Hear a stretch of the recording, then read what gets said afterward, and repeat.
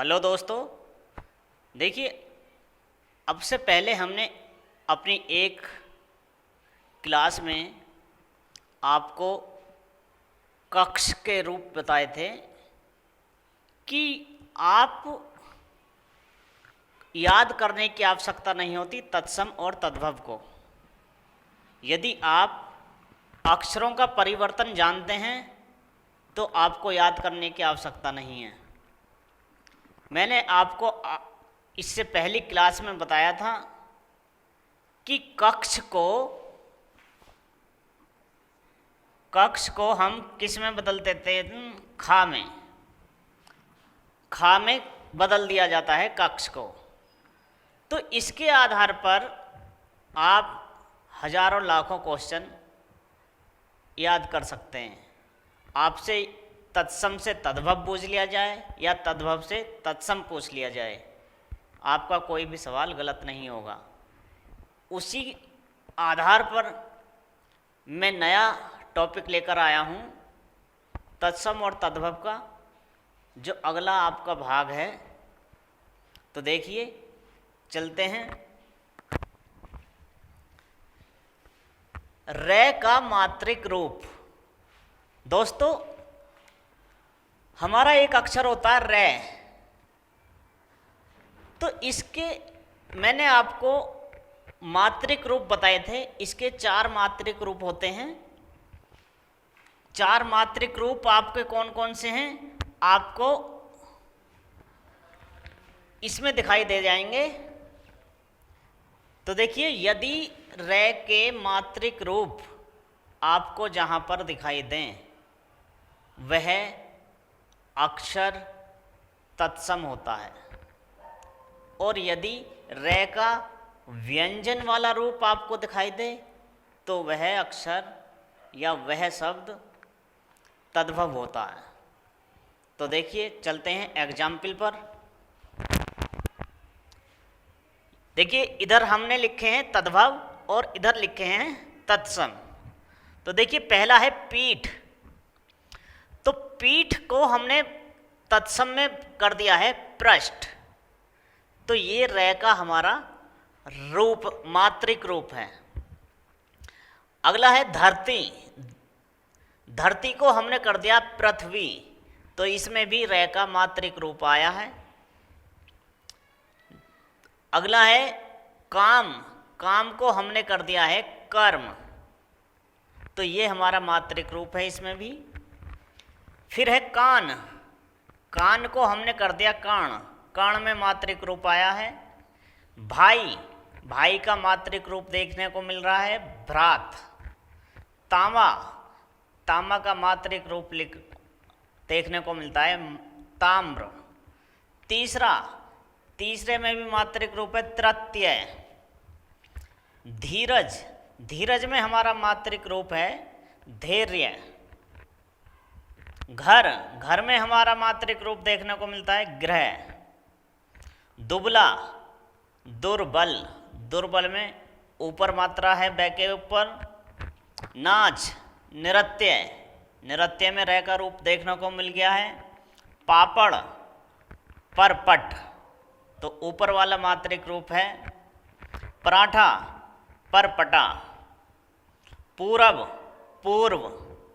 धुआं। धूम्र।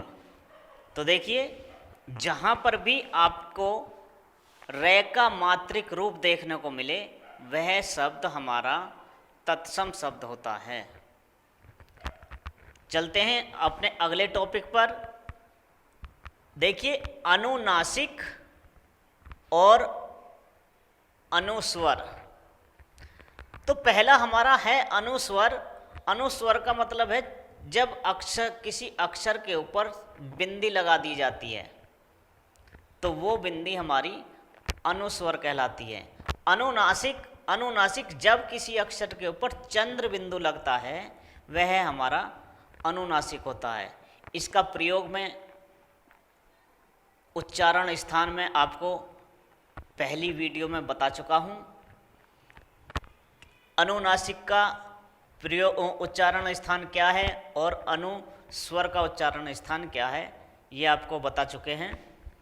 तो आइए चलते हैं अनुस्वर। अनुस्वर का जहां पर भी आपको रूप देखने को मिले तो वो शब्द हमारा तत्सम शब्द होता है।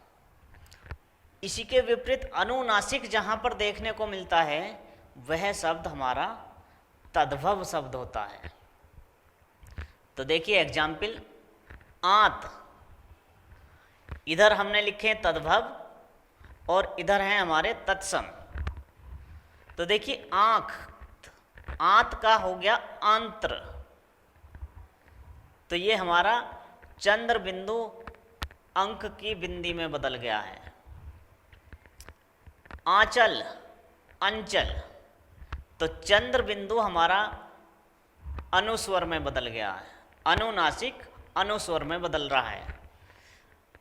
अंगिका, तो यहाँ पर चंद्र बिंदु है अंगिका में, तो ये हमारा तद्भव है, यहाँ पर अंगिका में अनुस्वर है, ये हमारा तत्सम शब्द है। कांटा, कंकट, तो ये हमारा अनुस्वर वाला हमारा हो गया तत्सम शब्द।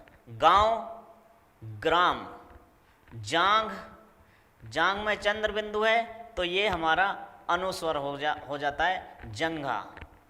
चांद, चंद्र, तो आधा नय का मैंने आपको प्रयोग बताया था पंचमाक्षर में, जब आधा नय होता है तो वो हमारा अनुस्वर में बदल जाते हैं। ननद, ननद का हमारा जो चंद्र बिंदु था वो अनुस्वर में बदल गया, यानी बिंदी में बदल गया, ननद। आँख, अक्षु, खांसी, काश, उंगली, देखिए उंगली दो तरह से लिखा जाता है, एक उंगली पर चंद्र बिंदु आता है और एक आ पर अनुस्वर आता है। तो उंगली चंद्र बिंदु हमारा बदल गया अनुस्वर में। अंगुली, ऊंचा, यहाँ पर भी हमारा चंद्र बिंदु बदल जाता है केवल बिंदु में। आंसू, अक्षु, तो देखिए इतना सारा कोर्स जब कंपटीशन में आता है तो याद करने में बहुत ही कठिनाई होती है। तो इतने कोर्स को याद करने के लिए कोई ना कोई नियम, कोई ना कोई तरीका हमारा ऐसा होना चाहिए जो हमारी मेहनत बहुत ज़्यादा शॉर्ट हो जाए और हमें इतनी मेहनत ना करनी पड़े कि वो काम भी ना आ सके और हमारा समय अधिक बर्बाद हो जाए। तो देखिए इससे पहले भी मैंने आपको एक क्लास तत्सम और तद्भव की ली थी और आज ये मेरी क्लास तत्सम और तद्भव की है। इसके बाद केवल एक क्लास और होगी जिसके पश्चात आपकी सारे तद्भव सारे तत्सम याद हो जाएंगे, कोई गलत नहीं होगा। तो इंतज़ार करिए हमारी अगली क्लास का। धन्यवाद।